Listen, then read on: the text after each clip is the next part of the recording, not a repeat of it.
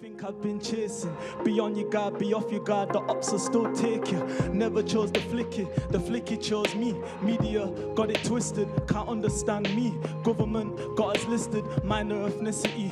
I don't want to be a statistic to this bloody foolery. Four walls, my environment is closing in. Just like the metal of the blade through the flesh and skin. I saw it with my two eyes, how they peppered him.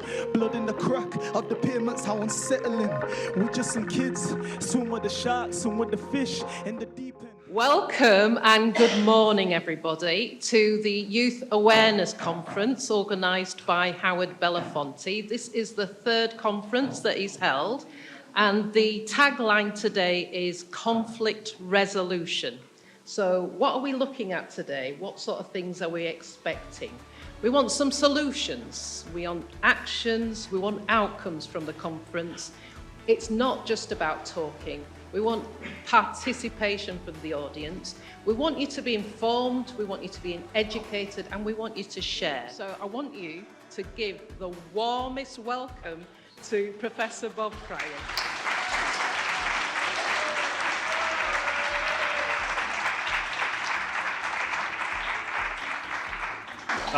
Thanks, Joe. That's very kind, and good morning, everyone. On behalf of the university, I'm absolutely delighted to welcome you to this third annual Conflict Resolution and Youth Awareness Conference. And can I just begin by thanking Howard and all of the organisers for the time and effort that they've put into this. This is just so important for our community. As Vice-Chancellor, I'm passionate about young people and their aspirations, and I want them to actually grow up in a safe and secure environment.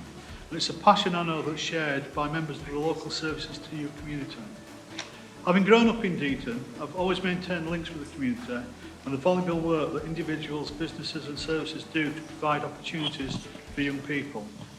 So with so many brilliant organisations here today, there's much of that our community is already doing, and events like today help us to combine forces and work towards a common goal.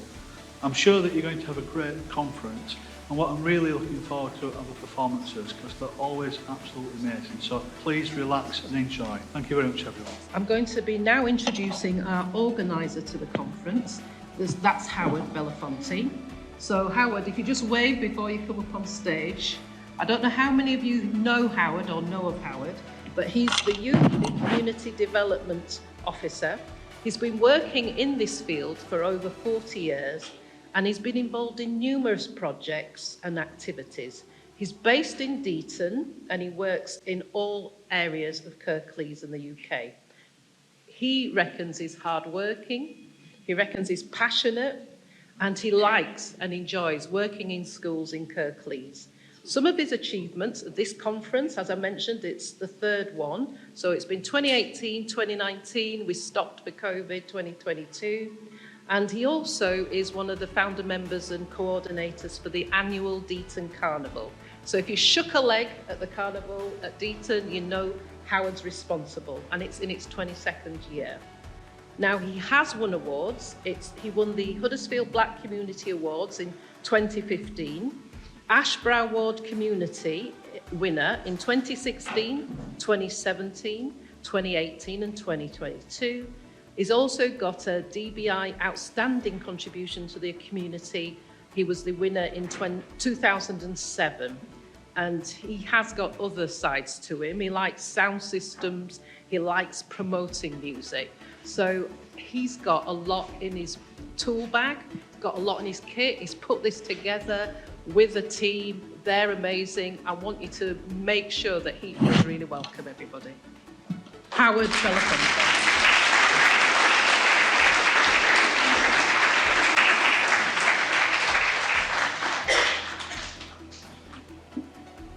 Morning, everybody. Morning. Can everybody hear me at the back? Clear, loud and clear. That's good.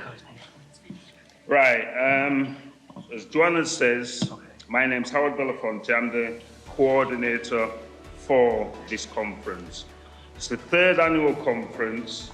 Did one in 2018, 2019, missed 2 years for COVID, 2022. Along with my colleagues, local services to you, we coordinate the carnival and the conferences. The aims and purposes of the conference. is more relevant than ever in the current climate.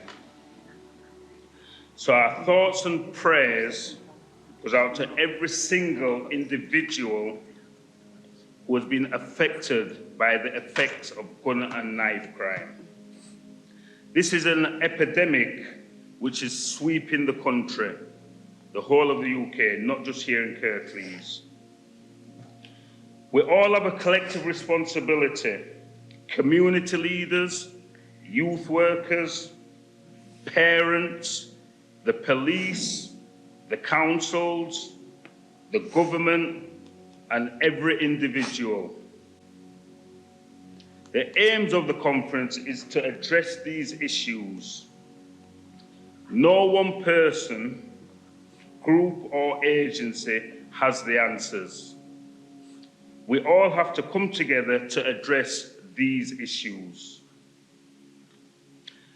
There will be a networking opportunity at the end of the conference where we are providing a free lunch buffet with refreshments for all attendees. So I would encourage everybody to stay right till the end for the free lunch buffet. Finally, can we acknowledge the schools that are in the building? By way of show of hands, can the students identify themselves? North Huddersfield Trust School. Can you all put up your hands, please?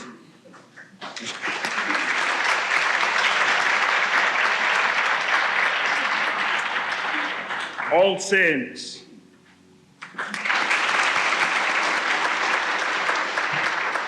Moorend Academy.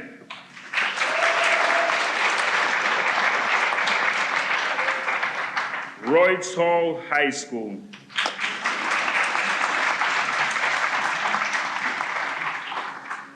And Joseph Norton in the house? Yeah, just the staff, okay.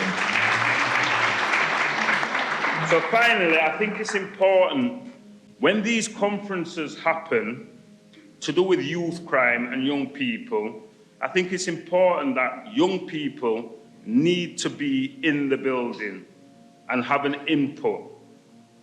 There's been far too many conferences, meetings, and there's no young people present for their input. So I think it's important that the young people are in the house. Behind me, as you can see, there is a picture of a handsome young man whose life was tragically cut short at the age of 20. 4 years ago in Cardiff, he was stabbed multiple times by 4 others. He was my sister's only son, my nephew. He was not in a gang. God rest his soul. Speaking to Release It was formed by myself in 2018 to heal others from emotional, mental, physical traumas that they have gone through at any given point of their life, and also on the back of my childhood trauma that I went through. Through speaking and working with others, all too often life's traumas are not dealt with and are carried through from childhood, adolescence, adulthood, and sometimes even taken to the grave. What happens if we do not talk about how we feel? It will get pushed down and down into our hearts and minds until you explode. One thing that could happen, you may end up physically harming someone or even harming yourself. 2, you'll be constantly angry with life. 3, you'll be full of self-love and don't know how to love yourself. 4, not being able to sustain healthy relationships in life. What happens is the mind replays the trauma we have experienced, and you've probably heard the saying many times, it is good to talk. Yes, it is. This also links in with knowing what is right and what is wrong. Speaking out now could save a life. If you don't, it could cost life. Figures reported at the end of March 2000 and 22, an increase of 16% in knife and gun crime in the UK to 40,920. 20,202 knife and offensive weapon offences were dealt with by police forces. It is said from pandemic lows of 18,296 in 2020, but down from 22,495 in 2019. Figures show a shocking number of children aged 10 to 17 committing the offences, with a number as high as 3,742 in 2021. It's no surprise, as we know knife crime is everywhere. It is spoken about with family, friends, teachers and the media. What is not spoken about is the effects, the devastation, the domino effect it has on families, friends, everybody that's involved. I spoke to my sister yesterday at the loss of her son to ask if she had any words to share. And 4 years on from losing him, she said no words. She had no words. She was still raw with hurt. So not only does the people that the victims' families suffer, the perpetrator's families suffer as well. So it is a constant ripple effect. The numbness still goes on, no matter how the years go by. It is carried, knives are carried to protect themselves, it seems. Young people seem to think this, from others who carry knives. This is seen as an unstoppable cycle. It is also mainly believed that you are in a gang, you are doing something on the road that is criminal. This is not always the case. It is difficult for young people to move around freely around their areas they live because of the fear of this. Some young people empathise about the issues challenging by those who carry knives, as it highlights the need for change. Others would like to see tougher prison sentences that would deter young people from carrying knives. Knife crime is associated with lack of opportunity, employment. Young people would like to spend their time doing better things, but unfortunately, they don't have the fundings not in the deprived areas. Some are terrified for their own safety and would like to see safe spaces created, youth clubs created. This lack of opportunity makes it harder, seemingly, for people to quit knife crime lifestyle. It is also acknowledged that being involved in knife crime, which could lead to a criminal record, which will affect job prospects. School exclusion and not in school makes young people more vulnerable to become involved. What is needed is more funding to allow more mentors, positive male role models, career services, more accessible religious organisations to participate more in schools. Funding to be set up for the youth clubs. A lot of young people feel they cannot and do not want to trust the police, or feel also if they were to talk to teachers at school due to safeguarding issues, the authorities would get involved. If you feel you do not have someone to talk to, there is a childline number, which is 0800 1111, and I'll repeat that again. It is 0800 1111. You may feel that you lack confidence. Talk to someone at school. Get support. Work on building your confidence and enable yourself to get empowered. Guns, knives are not going to empower you. Each and every one of you are unique, and each of you will have a gift or talent that you need to tap into and explore. Do not allow anyone to rob you of your future, because one of two things can happen. You will either end up being killed or in a prison cell. Ask yourself, are you an eagle or a sparrow? As an eagle flies high and alone, and sparrows flock together and fly together. You have a choice which direction your life goes in. Be sensible, love yourself, have faith and believe that all things are possible. Stay safe and be safe. Thank you.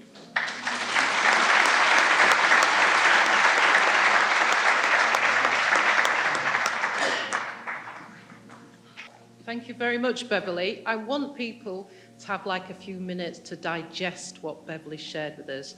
It really, really is important. So just amongst yourselves, what was the main message for you? Just share it with your neighbour for me so that I know you're engaged and I know I'm not just looking at people who are lapsing into anything they shouldn't. We're actually hosting an event that's really about trying to engage young people and get them to understand that gang warfare, knife crime, criminality is not the way forward. There's far better ways to actually move forward in life. And we've got some wonderful role models here to do that and share their stories and share the real pain that they've gone through by going through those difficult paths. But it's also a celebration of the amazing talent that we've got amongst our youth in this community. And there's going to be some amazing dancing and singing. It's going to be absolutely incredible. I'm not here to sugarcoat anything. I'm here because of people getting killed on our streets. Someone got killed 2 weeks ago. I'm not going to go into it. But after it, I'm going to go see the young man's mum. I don't want to be coming to any of your funerals. I don't want to be coming and explaining things to your mum and dad because you are following people like the old me. I'll tell you a little bit about myself. Sentenced to 17 years, 10 months in jail. I was shot 27 times on one occasion. Shot once on 2 occasions. A girl who was on a date with, going to Netflix and chill, she was shot twice. Spent over 12 years in 19 different prisons. I'm not here to impress the police. I'm not here to impress counsellors. I'm not here for a photo opportunity like a lot of people are. I'm here to action what I'm saying. So anyone involved in today's conference, if you ain't willing to action what you're saying, I don't think you should be talking the talk. Because I walk the walk. I work in schools, I work in jails, I work in young offenders institutions, and you know what? Someone asked me this morning if it was all right. How can I be all right when kids are getting killed on our streets? And all of us in here have got a collective responsibility to our youth. There's blood on my hands because I've done this. I've lived that life. I've been charged with these crimes. In Manchester, when a young kid gets killed or gets stabbed, I'm responsible as much as the person that's done it because I never shown them no better. I believe somebody got stabbed in Moss Side from Huddersfield a few months ago. He got stabbed 100 metres from my front door. Why? The life sentence is 99 years. However, you get a tariff where you might have to do 25 years. That don't mean you're going to get out. But let's just think. If I was to get killed now, my brethren will get a t-shirt saying rest in peace, Darryl. You think their memory's going to last all that life? Who do we have to answer to? It's only the man upstairs, you know. Who do we leave behind? Why are we carrying knives? Do we carry knives for protection? Put your hand up if you think we carry knives for protection.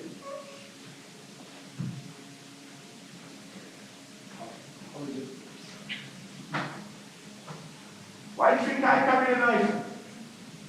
Why do you think I carry a gun? I'm not going to lie to you. I'm not going to powder coat this thing. You think I carried it for protection or to use it? Youngsters, start talking. You had no voice before. Do they carry it to stab people or for protection? To stab people, to shoot people. I was 17, I went in a bakery with my best mate, ham and cheese on toast, extra ketchup. 2 of us went in, 1 of us come out. What happened to my mate? I was shot in his head. So I wanted to avenge his death. And for years and years I tried to shoot people, I tried to stab people. The 2 wrongs make a right. Why do we hate each other from different areas? We all wear the same trainers, we play the same games, we like the same kind of girls, the same kind of boys. But we listen to all the influences, don't we? We need to stop listening to them elders. Yeah. You know what? We've got plenty of money to send our kids to prison. We've got plenty of money for a prison bed for the rest of their life. 400 grand to stay in a secure unit a year. Have we got any money for youth clubs? No? But we find money for our kids to go to jail. Yo, these are the things. I'm not getting at the police, but the MPs, the councillors, you need to be taking this back to government. You need to be taking this back to government. No youth clubs for our kids. Our kids are getting killed on our streets. I'll be damned if I watch any of my kids or grandkids get killed. You know what? A lot of people in here are hypocrites, yeah? Because they say they fight against knife crime, but the brothers and the sons go out carrying knives. Fact. That's a fact. Do we trust the police? Youngsters, do we trust the police? Be honest. Do I like the police? Think I like the police? I've got a policeman mate who's here today. You know why I like the police? Back when I was your age, the police used to kidnap me on my estate, got it in, and drop me on duty to get beat up. You think I hate them? No, because everything happens for a reason. The police, why do we need the police? Stop the knife crime stuff. Arrest people that do wrong. Would you ever phone the police on anybody? Thank you. What's a snitch? If I tell your teacher that someone's got weed on them or weed, am I a snitch? Pardon? What's a snitch? I'll tell you what a snitch is. A criminal who benefits off grasping another criminal's. If you phone the police and say someone got stabbed, I rate you. I'm behind you. Because you're not a criminal. You might save that person from killing another person or killing you. Don't think the police are the enemy. The people are the enemy of them people that talk a good talk, yeah? Say they're going to do this and don't do that. The police are good people. And my friend here is a policeman. I'm not going to point him out, but yo, this, I think we know who he is. But the guy's opened doors for me like nobody else. You're going to see a video in a bit that I was involved in, and if it weren't for him, I wouldn't have been able to do it. So he's also had me in Webby Young Offenders over 50 times speaking to youth. And he's not about enforcement. He's about education, empowering, training. And the success that we've had with certain people, it goes beyond. First, I just want to send my condolences to everyone that's been affected by knife and gun crime. And I know a lot of people in our local community have been affected by it over the last few weeks and months. And can I also recognise the trauma that the community, and particularly a number of young people, have been through too. You shouldn't have to go through this. No one should have to go through this. And no parent should ever have to send their kid to school and know that they might not come home. The reason I'm here is that I want to hear from you. I particularly want to hear from young people about what they want to see in terms of national policy and what we can do for you. I don't believe we're doing enough. We're absolutely not in politics. And I can't pretend that I understand what it's like to be a young person right now. I'm 40. I'm pretty old compared to you lot. And I'm sure for the most of you, you probably weren't even born when I went to school. I went in 1993 when I went to Fartown. So there's so much that I can learn from you, and I hope I do, and I hope I'm able to speak to many of you today. Yeah, I think it's really important. You know, I came here because I wanted to listen. I don't think we've got all the solutions right nationally. We've had serious problems with funding being gutted for local authorities, but also in youth services, and also funding for the voluntary sector and organisations in the community, and we need to do much better in that. So it's really important to me to be able to listen to those arguments that were made and make sure I do everything I can to represent the people of Huddersfield in Parliament. We haven't got everything right, and you know, I want to be able to be part of the solution. It won't be a short-term fix. This needs long-term radical changes in policy, but I hope I can represent those views of our residents, hopefully if I'm elected as the MP for Huddersfield. I can't breathe was all I could manage to say that day, and I still can't breathe now. The pain is suffocating at times.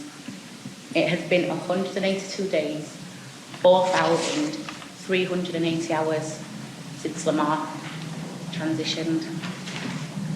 Time has gone so fast, but at the same time it stood still. He was gone, dead, murdered. My son, 21 years old. He was my twin, my baby. How do I go through the rest of my life without him? Lamar got shot on the 29th of March this year. At 18:03, I got a phone call from him, happy as anything. And at 18:43, my eldest son told me Lamar had been shot. Now let me introduce myself. My name is Monique, and I came here today to honour my son Lamar and the beautiful legacy that he left behind. I came to tell his story and a little bit of mine because it kind of all interlinks. You see, my experience is from more than one angle. It comes from a few. The fact that I'm a mother now of a murdered child, my knowledge and experience, personal experience of Manchester gangs and Sheffield gangs, and the fact of my career choice. I have seen and experienced the impact it has not only on the families and victims, but also on us as medical professionals. But my life didn't start out like that at all. My trauma shaped my life experience. I was self-destructive and difficult at the best of times. A lost teenager who was a mum battling with my own demons. I had split from the father of my children and I'd met a guy through a friend and he was in jail. It was all alien to me, but the attention was overwhelming and it did make me feel really special.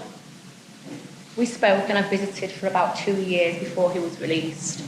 And then one day I got a phone call saying that a car would be coming to pick me up from Manchester. It was exciting and it took me away from the life and my reality. And I met other messed up people just like me and who didn't judge me for it either. But I soon saw that respect and fear was savage at the best of times. I saw and heard things that truly opened my eyes to what reality was like in this kind of environment. Baby sleeping on the kid till they see what I become. I be repping TZ if you asking where I'm at. Take a flight back home, gotta see them on the line. African boy, yeah, I got it in my blood. They be sleeping on the kid till they see what I become. I be repping TZ if you asking where I'm at. Take a flight back home, gotta see them on the line. Gotta see them on the line. Yeah. African boy, yeah, I got it in my veins. Repping TZ till they put me in a grave. Coming from the throne while I'm staying in my lane. They be sleeping on the boy, now it's time to make a change. Yeah, wake them up with a saucy flow. Hating on me cause they know that they will see me blow. In the motherland, so it's on the good vibes. Posted up with the fam, looking at my best life. Thank God every day that my life's so blessed. They want to see me fall, so I watch my steps. If I see closed doors, then I break through them. All the odds say no's, but the Lord says yes. I'ma do my thing, get it in. Yeah, on my grind and it's everything. To my prime, I've been leveling. Yeah, they call me sick, so this rap is my medicine. African boy, yeah, I got it in my blood. They be sleeping on the kid till they see what I become. I be repping TZ if you asking where I'm at. Take a flight back home, gotta see them on the line. African boy, yeah, I got it in my blood. They be sleeping on the kid till they see what I become. I be repping TZ if you asking where I'm at. Take a flight back home, gotta see them on the line. Gotta see them on the line. Now let me tell you about the motherland. I can take you to some places you don't understand. Yeah, like how they're broken, they be smiling. They are focusing on dreams and they just know they'll soon be shining. Take a moment and just sit back. Go and look at all your problems and just think that you've been through all the worst and you read that. African boy, you should know that you a big man. So I gotta keep going, don't stop. Representing TZ till my heart stops. But I know it's my time till the clock watch. Can we jumping bangers and you know that I just got one. Yeah, work hard, play hard. I'm in the booth, it's a graveyard. They don't know that I'm going up. African boy, if you rapping, go and show it off. African boy, yeah, I got it in my blood. They be sleeping on the kid till they see what I become.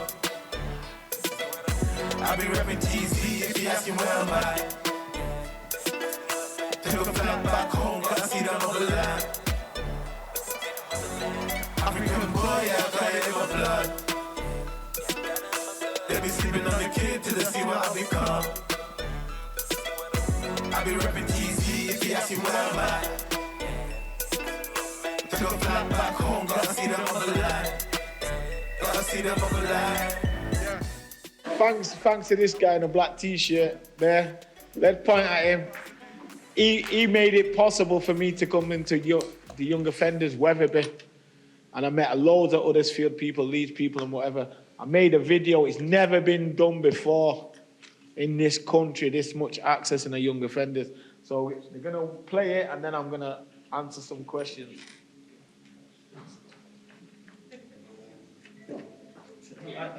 They will give you a change of clothing. So they will take your clothing off you, put you in an holding cell and give you a black box. We call this the prop box, meaning the property box. This is where they strip you of your clothes from the out and then give you a new identity. Once you're in reception and once you're in the prison, you no longer have rights that you have on the out. And this is your own fault because you committed the crime. So if you can't do the time, don't commit the crime.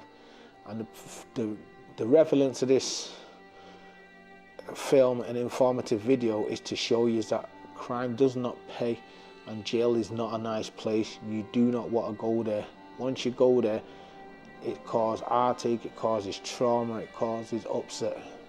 Tell me this, youngster, put your hands up if I pulled out a knife on you, street, would you give me your phone? If you wouldn't give me your phone, put your hands up.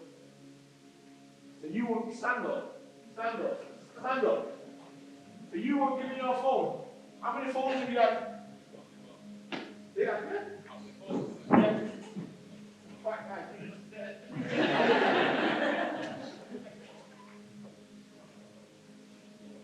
You need a knife.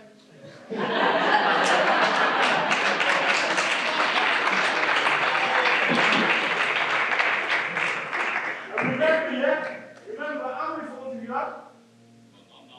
How many have you had? So, how many lives are you going to have? How many phones are you going to have the rest of your life? Smart at it.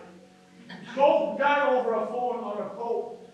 Because you don't want your mum will never get over it. You just got jacked anyway. Yeah? You didn't see that?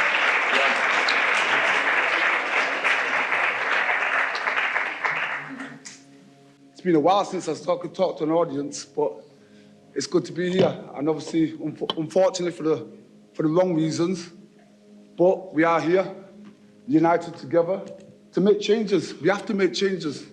This can't stay like this anymore. Ideally, what we're trying to do as a YPD Academy is to bring the characters out of kids, the shyness, and the go-to, when you come to see role models like YPD, we was once like that. We was all shy. We all have nothing to do. It's just a simple idea for me and my brother had. Just having that guidance of having that support of role models where kids can come and be themselves in a protected environment, raising awareness of you can be better than what you are. And that's what we do. We put the confidence in you kids to go believe in what you want to believe in.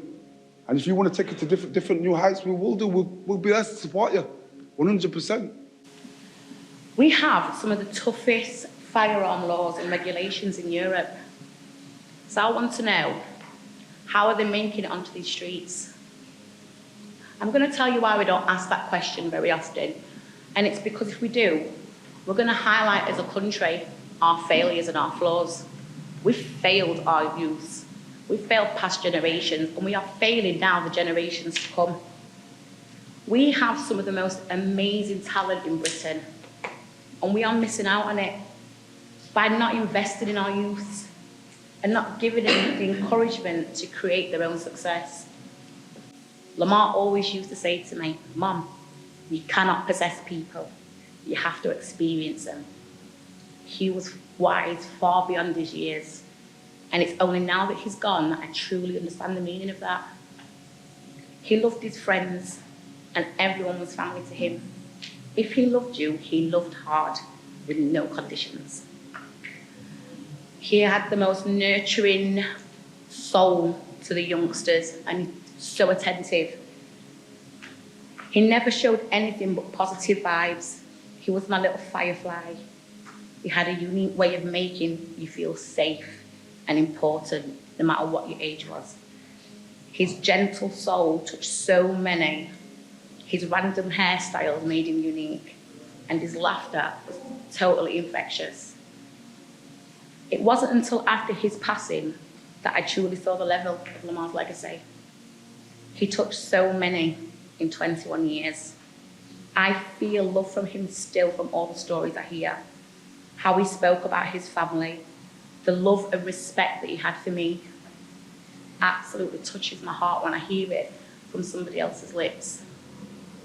The things he did for others is heartwarming. He was a genuine soul who left such a beautiful energy behind. Even now, after he's gone, he inspires me every single day. He never raised his voice. He treated me like an absolute queen. You see, me and Lamar are born 7 days apart, so he's actually my twin. He loved being like his mom, and I'm really, really proud of that. These are the reasons why I set up Lamar's legacy. I thought I was supposed to be teaching him, when all the time he's been teaching me. He was all about family, so it must continue. I was supposed to be leaving him a legacy as a mother, but yet he's left me his. My aim is to raise awareness of gun and knife crime and the effect it has, and having those difficult conversations we try to avoid having in society. We need more focus on the reasons behind the actions of young men, the disconnect of self-worth, and the indoctrination that gang-related violence is a normal progression for young males from deprived areas or those from single-parent households. The more we avoid the more deep underlying problems that affect our society and community, the more we are in denial that there are any issues. The lack of support for males in general is a profound problem. I want to help to invest in our next generation because I care what happens to all of you. I want more focus on male mental health. We need to uplift our males, give them the mindset and skills of self-awareness and self-care, give them the opportunities and options on how they can make best of the talents that they've got. I'm not saying I'm going to change the world, but I will change the way somebody sees himself in it. So, in terms of conscious youth, yeah, as Joanne has pointed out, we are an award-winning social enterprise. We're based in Huddersfield, but we cover West Yorkshire. We formed in 2016, and we aim to enhance the emotional and the mental resilience of young people. So the first one is Conscious Girls, and it's a grassroots initiative focused on improving resilience of young women aged 13 to 17. I run Conscious Boys, so I've been developing that all throughout lockdown, and up until now we've just started it. So Conscious Boys is a grassroots boy-led initiative focused on improving educational attainment and the emotional resilience of males aged 12 to 17 years old. For all you boys that are here, just know that you guys are kings, innit? You guys have potential. You guys can achieve more. I think that sometimes you can lose hope. When something as serious as losing life of your friends or someone you know happens, I think that everything stops, the world stops for both families. The people who've passed and the people who caused it. The ripple in their families is just tremendous, and in the school and in the society. And I think it's really important that we start looking at why it, as we've said at this conference, why does it happen, but not just why, how? How can every single member of our community change it, turn it round, flip the coin? So I think the young people, as ambassadors of this conference, are going to be able to go away and share their experience. And they're having to listen to deep, deep pain, And deep information is not something that I heard at their age. I wasn't at school listening to this kind of conference. So I think that is, in itself, it's something that will change the future for younger people. Are you without seed, without fruit? Oh, are you without a desire? Are you aimless in the house of God? Don't be a eunuch in the palace of the Lord. Oh, oh yeah, eunuchs in the palace.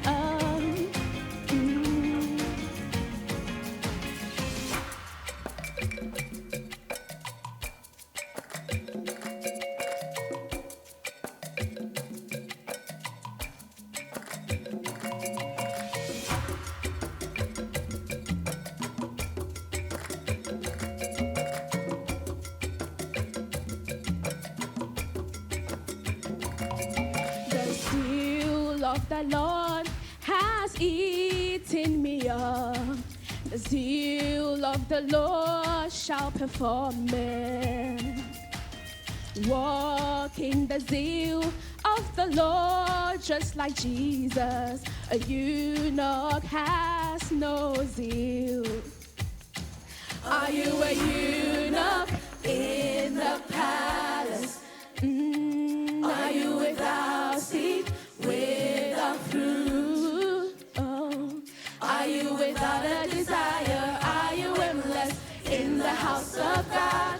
Don't be a eunuch in the palace of the Lord. Oh, oh, eunuchs in the palace. Oh, oh, are you without a desire? Are you aimless in the house of God?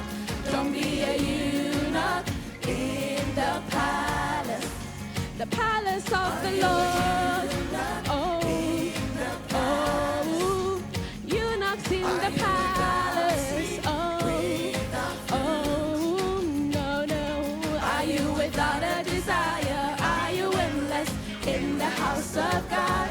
Don't be a eunuch in the palace of the Lord. Oh, oh, eunuchs in the palace. Oh, fruit, no.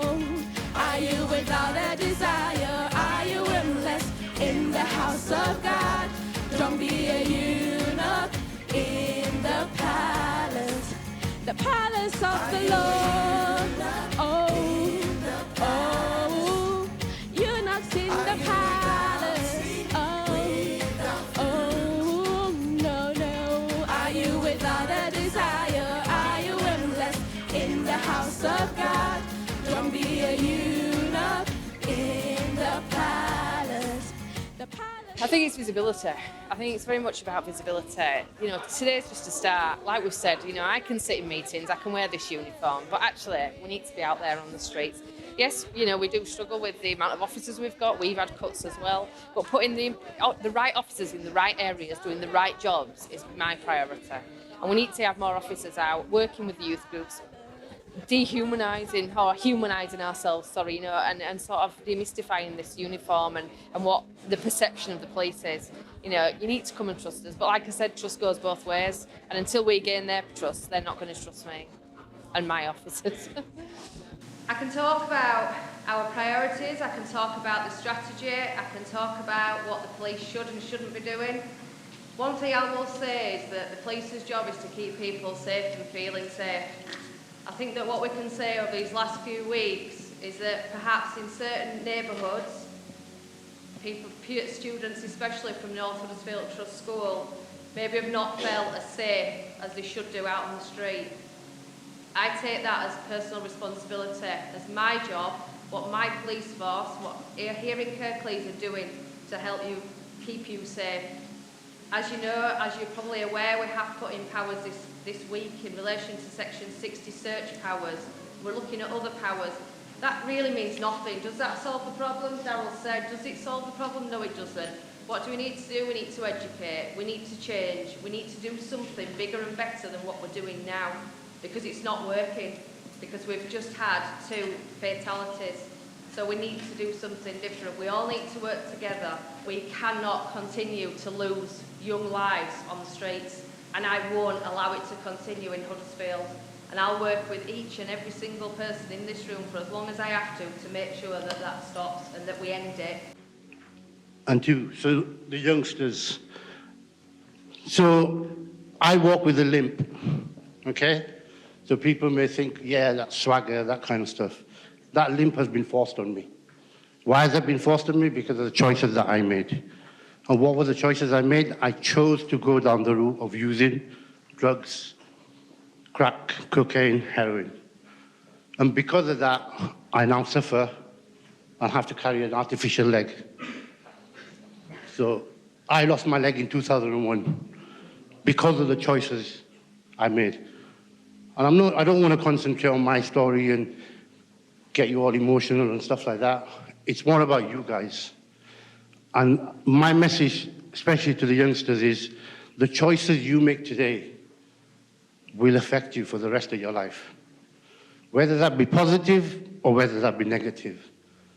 The repercussions of my choices, simple. I've never played football with my kids. Why? Because I can't. So make the right choice. You've heard the messages today. It is about a choice, and you're in control of the choices that you make. If you want to see change, and I think this goes for everyone, then be the change. Stop talking. What's already been said. Darryl said it many times. And I've worked in this field for 16 years. And for me, for the professionals out there, I hear a lot about strategy, this strategy. If you're going to create a strategy, create the strategy with them. Our strategy should be to create the strategy from the younger people. That's it. Listen to what you've heard today. Listen to the experiences. There's a reason why we're up here telling you this.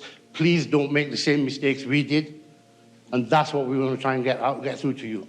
And for all the professionals and stuff, stop the talking. Please, please stop the talking. Enough is enough. Let's see action. Empower all started with me feeling a calling to help prevent the youngers and like my peers from pursuing a path down the wrong lane. And to do that, I had to try and lead by example, as many of the people I knew growing up kept getting posted on the front page for X, Y, and Z. And these times, when I'm seeing them, I felt like I got a lucky escape after having an epiphany in like 2015 about the way I was living. And from that, I started taking more responsibility for my actions and saw how my life was changing for the better. So I wanted to share my knowledge from experience of what you reap, you sow, law of attraction.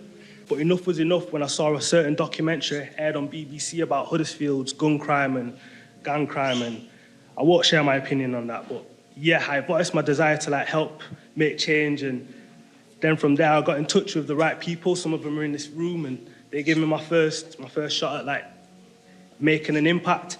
And then a youth camp was like the first project that we did, and like now today, like we're like the bigger brothers in the community that we never had. We deliver multi-sports and creative activities and on a grassroots level and help improve young people's social, emotional, and mental health alongside communication skills, physical fitness, and self-aspirations. The whole concept of Team Kickstart came from a few people sat around the kitchen table talking about the need for a motocross track in our area for all the youths in all the estates to come together and learn some new skills to get the future generation prepared for the big wide world. So we started sessions on a Sunday and throughout the holidays through funding.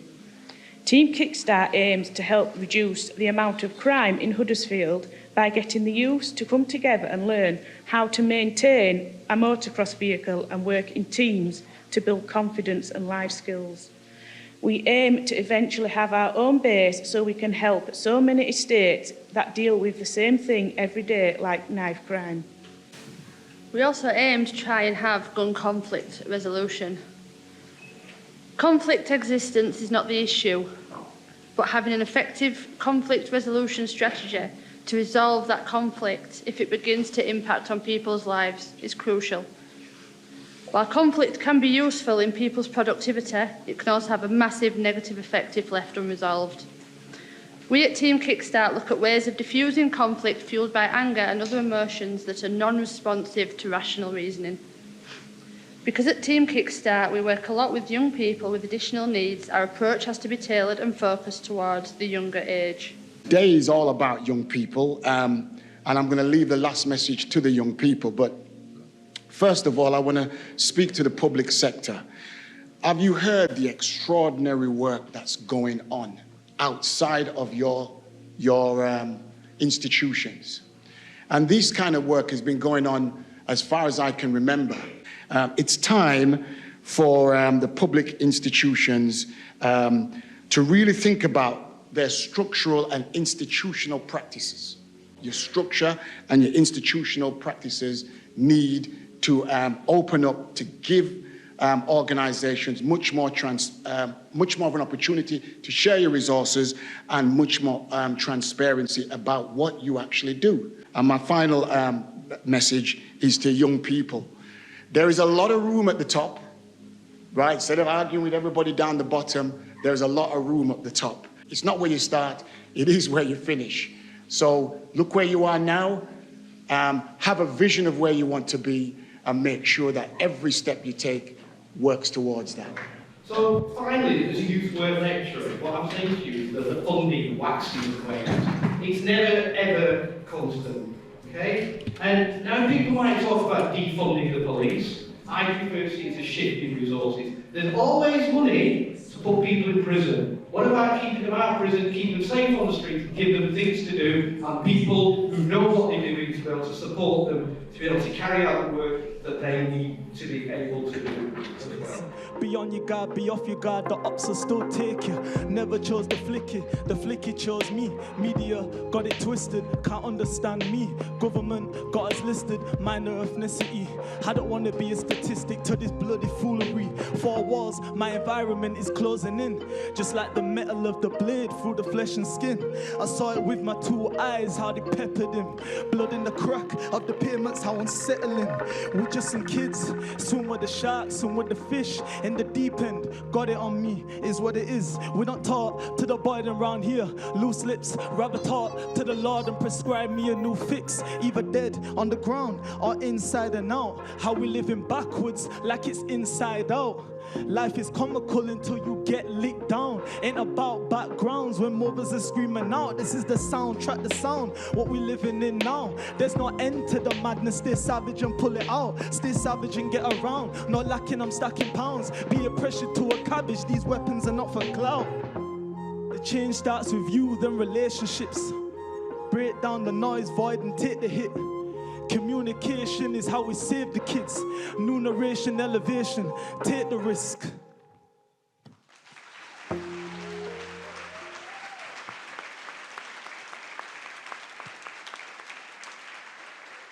I just want to, I've only come to perform one song today, but I just want to say them last 4 bars that I said at the end of that song again.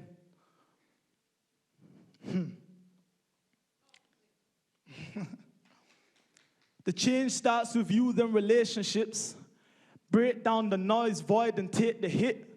Communication is how we save the kids. New narration, elevation, take the risk.